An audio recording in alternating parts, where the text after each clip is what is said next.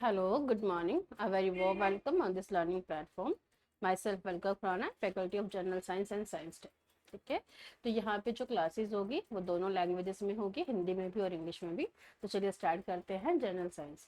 चलिए हम स्टार्ट करते हैं जनरल साइंस को। जनरल साइंस को हिंदी में पहले हम स्टार्ट करेंगे जनरल साइंस। जनरल साइंस को हिंदी में सामान्य विज्ञान कहा जाता है। ठीक है, जैसे मैंने आपको बताया कि क्लासेस जो है वो दोनों लैंग्वेजेस में होगी, हिंदी में भी और इंग्लिश में भी। तो स्टार्टअप मैंने कर दिया कि यहाँ जो हमारा फर्स्ट क्लास रहेगा वो जनरल साइंस का रहेगा। ठीक है, तो जनरल साइंस को हिंदी में सामान्य विज्ञान कहा जाता है। ठीक है, अब होगा क्या कि जैसे जब आप जनरल साइंस को पढ़ते हो तो आप लोग क्या करते हो, उसको 3 पार्ट्स में डिवाइड करके पढ़ते हो। ठीक है, वही 3 पार्ट्स में यहाँ पे लिखने जा रही हूँ कि जनरल साइंस को नॉर्मली 3 पार्ट्स में डिवाइड करते हैं, जिसमें पहला हमारा रहेगा बायोलॉजी, दूसरा हमारा रहेगा केमिस्ट्री और तीसरा हमारा क्या रहेगा, फिजिक्स। ठीक है, हिंदी में हम इसको पढ़ेंगे जीव विज्ञान, इसको पढ़ेंगे रासायनिक विज्ञान और इसको एक नाम से और जाना जाएगा जिसे हम कहेंगे रसायन विज्ञान। ठीक है, और तीसरा हमारा क्या रहेगा, फिजिक्स। हिंदी में आप इसको पढ़ेंगे भौतिक विज्ञान। ठीक है, नॉर्मली जब आप जनरल साइंस को पढ़ते हैं ना तो आप लोग क्या करते हैं कि आप उसको 3 सब्जेक्ट में डिवाइड करके पढ़ते हैं, जिसमें पहला आपका बायोलॉजी हो गया, दूसरा केमिस्ट्री हो गया और तीसरा क्या हो गया, फिजिक्स हो गया। बायोलॉजी को हिंदी में जीव विज्ञान कहते हैं, केमिस्ट्री को हिंदी में रासायनिक विज्ञान या फिर रसायन विज्ञान के नाम से जाना जाएगा और तीसरा हमारा रहेगा फिजिक्स, इसको हम हिंदी में भौतिक विज्ञान कहेंगे। अब क्या है बच्चे, जैसे जैसे धीरे कंपटीशन बढ़ता जा रहा है, इवन इवन होता ही है कि यहाँ पे जो जनरल साइंस है ना उसको हम 3 पार्ट्स में डिवाइड ना करके हमें उसको 5 पार्ट्स में डिवाइड करके पढ़ना है। और जैसा कि आप जानते हैं करंट अफेयर मस्ट है, करंट अफेयर तो पढ़ना ही है, तो करंट अफेयर हम जनरल साइंस का भी साथ साथ लेकर चलेंगे। ठीक है, तो यहाँ पे पहले क्या है, नॉर्मली जैसे आप लोग डिवाइड करते हैं कि जनरल साइंस के 3 पार्ट्स होते हैं, बायो केमिस्ट्री फिजिक्स, तो वो मैंने लिख दिए। ठीक है, अब थोड़ा सा आगे चलेंगे कि अब यहाँ पे आपको 3 नहीं, इसको 5 पार्ट्स में डिवाइड करके पढ़ना है, जिसमें जो 4th पार्ट है, 4th पार्ट हमारा रहेगा एनवायरमेंट एंड इकोलॉजी। ठीक है, और जो 5th पार्ट है वो रहेगा साइंस एंड टेक्नोलॉजी। हिंदी भी लिखते हैं इसकी, इसको हिंदी में पढ़ा जाएगा पर्यावरण एवं पारिस्थितिकी। ये बायोलॉजी का ही हिस्सा है, लेकिन जैसे हम आगे पढ़ते जाते हैं ना तो एक अलग सब्जेक्ट में कन्वर्ट हो जाता है। उसके बाद हमारा साइंस एंड टेक्नोलॉजी है, इसे हिंदी में पढ़ा जाएगा विज्ञान एवं प्रौद्योगिकी। ठीक है, तो जैसे आप जानते हैं कि जनरल साइंस को 3 हिस्सों में डिवाइड करके नहीं पढ़ना है, जनरल साइंस को अब 5 हिस्सों में डिवाइड करके पढ़ना है, जिसमें फर्स्ट आपका बायोलॉजी रहेगा, हिंदी में जीव विज्ञान कहेंगे। फिर केमिस्ट्री है, केमिस्ट्री को हिंदी में 2 नामों से जाना जाएगा, एक रहेगा रासायनिक विज्ञान और दूसरा जो रहेगा वो रसायन विज्ञान। एक ही सब्जेक्ट के हिंदी में 2 नाम है। तीसरा इसमें रहेगा फिजिक्स, फिजिक्स को हम भौतिक विज्ञान कहेंगे। उसके बाद जो 4th है हमारा एनवायरमेंट एंड इकोलॉजी है, इन्वायरमेंट इकोलॉजी बायोलॉजी का ही पार्ट है, लेकिन जब हम और पढ़ते जाते हैं ना तो आपने देखा होगा कि आगे सब्जेक्ट में कन्वर्ट हो जाता है। इवन यूपीएससी में इन्वायरमेंट इकोलॉजी पढ़ना है, पीसीएस में भी पढ़ना है, इंपॉर्टेंट है। ठीक है, उसके बाद साइंस एंड टेक्नोलॉजी है, इसको हम हिंदी में विज्ञान एवं प्रौद्योगिकी के नाम से जानते हैं। ठीक है, तो पहला क्वेश्चन है कि सिर्फ 3 चीजें नहीं पढ़नी है, 5 चीजें पढ़नी है, और पढ़नी कैसे है वो सब चलेगा आगे, लेकिन याद रखना कि जब आप ये 5 चीजें पढ़ेंगे तो इनके साथ साथ आपको इनका करंट अफेयर भी पढ़ना पड़ेगा। ठीक है जी, तो पहला क्वेश्चन क्या है कि जनरल साइंस में कितने सब्जेक्ट है, जनरल साइंस में 3 सब्जेक्ट नहीं है, अब आपको यहाँ पे 5 सब्जेक्ट को प्रिपेयर करना पड़ेगा। ठीक है। अब अगला पॉइंट आता है कि दूसरा क्वेश्चन होता है बच्चों का कि मैम ठीक है, हमें ये बात तो पता चल गई है कि अब हमें 3 सब्जेक्ट नहीं पढ़ने हैं, अब हमें 5 सब्जेक्ट पढ़ने हैं, लेकिन पढ़ने कहाँ से है? तो दूसरा क्वेश्चन है कि पढ़ने कहाँ से है। तो जब आप इनको पढ़ेंगे, नॉर्मली आप लोग क्या करते हैं बच्चे कि आप छठी से लेकर 12 तक की NCERT को फॉलो करते हैं, ठीक है। अब आपको क्या करना है, अगर आपको बायोलॉजी पढ़ना है या एनवायरमेंट इकोलॉजी की आपको नॉलेज चाहिए, जैसे बायोडाइवर्सिटी का चैप्टर आपको पढ़ना है, तो यहाँ पे क्या होगा कि आपको जो मोस्ट प्रेफरेंस देना है वो 11th और 12th की NCERT को देना है। और जैसे मैंने आपको बताया कि करंट अफेयर मस्ट है, तो करंट अफेयर आपको साथ साथ लेकर चलना पड़ेगा, ठीक है।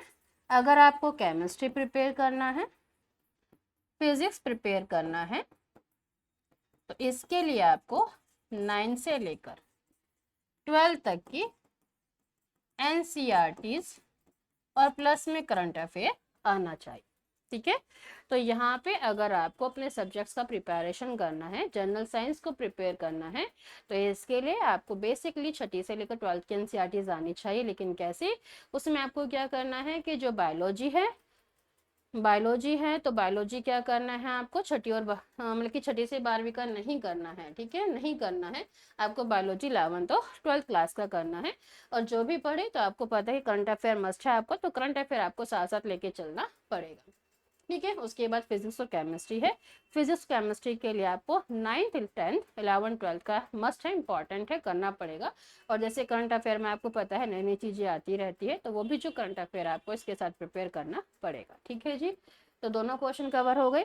पहले में क्या है, 3 सब्जेक्ट नहीं पढ़ने हैं, 5 पढ़ने हैं। दूसरे में क्या क्या पढ़ना है, छठी से 12वीं की NCERT को छठी 7वीं 8वीं 9 छठी 7वीं 8वीं की जो बुक्स है वो प्रेफर नहीं करनी है।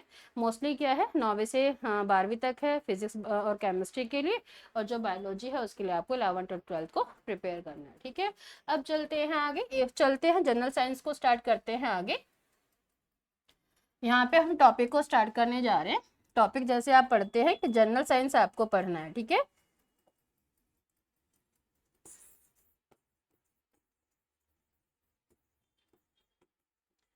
हिंदी में पहले भी लिख चुकी हूँ इसकी, हिंदी में आप इसको क्या पढ़ते हैं, सामान्य विज्ञान, ठीक है। अब क्वेश्चन आते हैं कि ठीक है मैम, हमें पता चल गया कि हमें 3 नहीं 5 सब्जेक्ट पढ़ने हैं।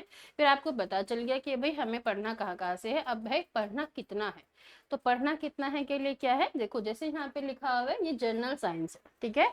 मीन्स पढ़ना है साइंस आपको पढ़ना है, लेकिन सिर्फ जनरल पढ़ना, आपको हर चीज पता होनी चाहिए, लेकिन एक बेसिक लेवल पे आपको पता होनी चाहिए, ठीक है। चलूँ आगे, तो जनरल का मतलब बेसिक है, तो बेसिक चीजें ही यहाँ पे जो है आपको पता हो, ठीक है।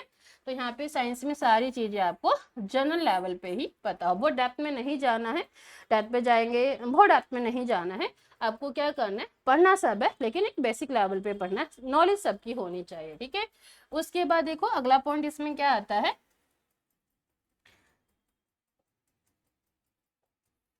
अब देखो जैसे क्या है, अब अगला क्वेश्चन इसमें बनता है कि ठीक है मैम हमें जनरल साइंस पढ़ना है, जनरल पढ़ना है, लेकिन ये बताइए कि जो साइंस है ये होता क्या है, साइंस होता क्या है। साइंस को हिंदी में विज्ञान कहते हैं।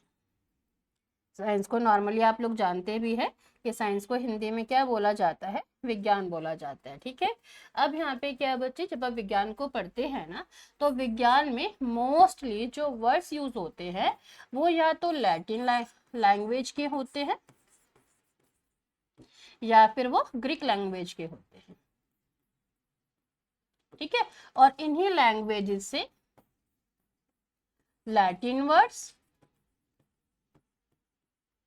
या फिर ग्रीक वर्ड्स लिए जाते हैं जो आपकी साइंस में यूज होते हैं, ठीक है। अब यहाँ पे जैसे अगर हम कुछ साइंस को ले, तो साइंस भी एक लैटिन वर्ड से लिया गया, साइंस भी एक लैटिन शब्द से लिया गया है। अब आप कहोगे मैम वो लैटिन वर्ड क्या है, तो लैटिन वर्ड है हमारा साइंटिया, लैटिन वर्ड हमारा क्या है, साइंटिया है, ठीक है। फिर आप कहोगे कि मैम साइंटिया का मीनिंग क्या होता है, तो साइंटिया का मीनिंग या इसका अर्थ होगा नॉलेज। साइंस आपको किसी भी चीज के बारे में रियल नॉलेज प्रोवाइड करता है। हिंदी में आप इसको क्या कहेंगे? ज्ञान। ठीक है, आपको पता है फिर आगे ज्ञान के भी दो पार्ट्स होते हैं, जिसमें एक रहेगा आपका रियल नॉलेज,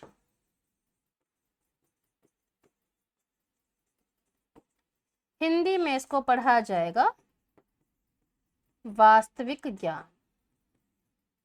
एक रियल है तो दूसरा क्या होगा? दूसरा होगा फेक नॉलेज, जो वास्तविक नहीं है, अवास्तविक ज्ञान। और जैसा अभी मैंने आपको बताया कि जो साइंस है ना, वो आपको फेक नॉलेज प्रोवाइड नहीं करता है, वो आपको रियल नॉलेज प्रोवाइड करता है।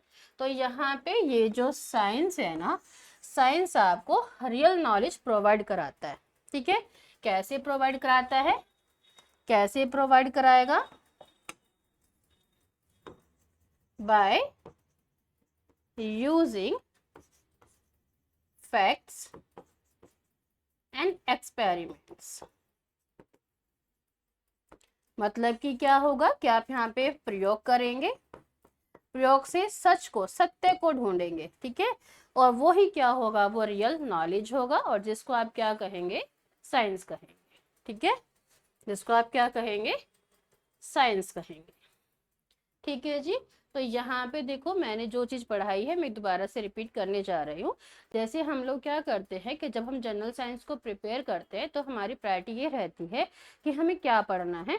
ठीक है, तो यहाँ पे आपको पढ़ना क्या है? नॉर्मली हम लोग बच्चे क्या करते हैं कि बायो केमिस्ट्री और फिजिक्स को प्रेफर करते हैं। अब आपको यहाँ पे बायो केमिस्ट्री फिजिक्स के साथ साथ आपको यहाँ पे एनवायरमेंट इकोलॉजी और साइंस एंड टेक को भी साथ लेके चलना है। ठीक है, फिर उसके